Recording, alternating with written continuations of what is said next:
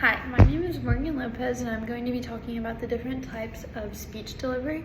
So the first one is extemporaneous delivery, which is a very flexible form of speech, and it allows the speaker to adjust to the non-verbal cues that the audience is giving them. So an advantage of an extemporaneous delivery is it's very easy to adapt to the audience and kind of change the direction of your speech just based on what you're picking up from the audience. And you can also interject comments and jokes, and I think it's really easy to keep your audience hooked when you're giving one of these deliveries, just because it's able to kind of tend to their needs. But a disadvantage of this type of delivery is that you don't really have anything to read off of. Usually if you're just letting your brain kind of take the spotlight, you don't really have a paper that you can stick to, so you have to be very prepared, and it's very easy to zone out and kind of lose your train of thought, so you don't have anything to resort back to in that moment. And then another disadvantage is that you have to have a very good understanding of your topic, so that you can just kind of allow your knowledge to flow. So you have to be able to talk about your topic for an extended period of time. Another type of delivery speech would be impromptu speech, which is basically a speech when you're given no preparation or time to organize, and it's usually just kind of thrown on you at the last minute. So an advantage of an impromptu speech is that it's very casual.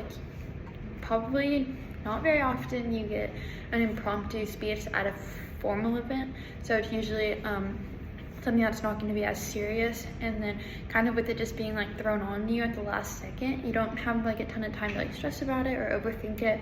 So for some people who would kind of psych themselves out, it's probably a good situation to be in for them.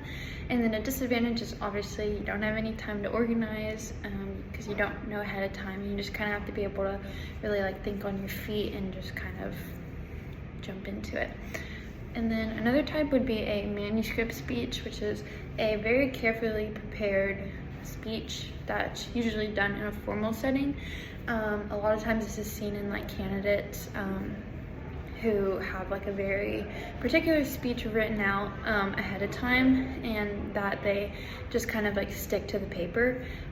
So advantage of this is that you know exactly what to say because it's right in front of you, and that you have something that you can follow and always resort back to, but you will not really go off of your script.